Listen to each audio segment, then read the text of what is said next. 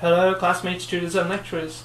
I'd like to talk to you today about two forms of global entertainment. The first will be Bollywood, which is the largest producer of movies in the world, as described by John Silver. And the second is Mandopop, which is the Mandarin section of the Chinese popular music industry, as shown by Joy Zhang. I'm going to talk about two key trends in each of these industries and explain why it's important for producers to understand and know these key trends. So I'm going to start with Bollywood. The first trend I'd like to discuss is the combination of Western content with traditional Bollywood content. A prime example would be the movie Pride and Prejudice, which is a Western story set in an Indian context.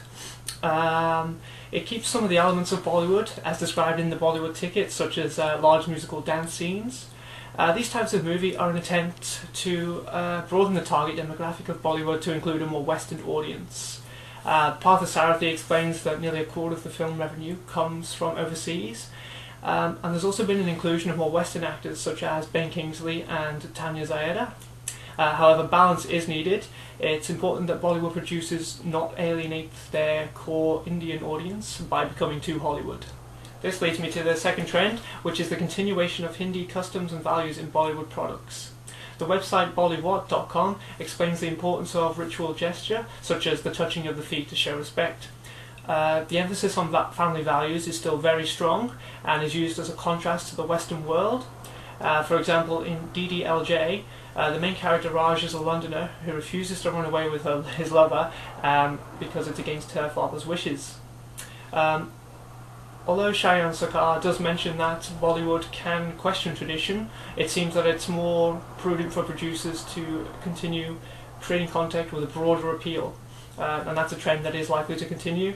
But this has led to sort of a great divide between art house cinema in India as opposed to commercial cinema, and this is something else that producers need to be aware of. I'm going to move on to Mandopop now. The first major trend is emotion and connection, or as Joy Zhang describes it, sentimentality. This trend manifests itself in the popular show Supergirls. The connection of the contestants to the audience is greater because of the ordinary nature of the singers. Also, as Elaine Zhao points out, Chris Lee isn't a great singer, but because of her boyish style and grassroots origins, she's become really popular and connected with the audience. Also, Moskowitz proposes that emotional expression in Mandopop is a way for the audience to deal with their own loneliness, and he also describes Mandopop as quite a feminine genre, and this is shown by the popularity of female singers such as Jane Zhang, and by the content of male singers such as Sholo. And this highlights the importance in producing content that can be tailored to suit your target audience by understanding what sort of engages and connects with them. The second key trend of Mandopop is the growth of the global music genre. Similar to the Bollywood trend mentioned earlier, many popular Western styles are being appropriated by Mandopop artists and combined with Asian elements. For example, the multinational group Big Mouth have adopted an R&B style, which Joy Zhang describes as similar to the Black Eyed Peas. The music video, Always By Your Side, incorporates English vocals in parts, while the fashion is consistent with a global R&B image.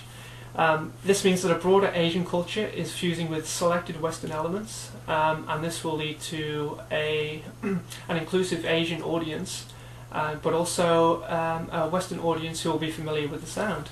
Elaine Zhao also points out that Mandopop is increasingly available on portable devices such as mobiles.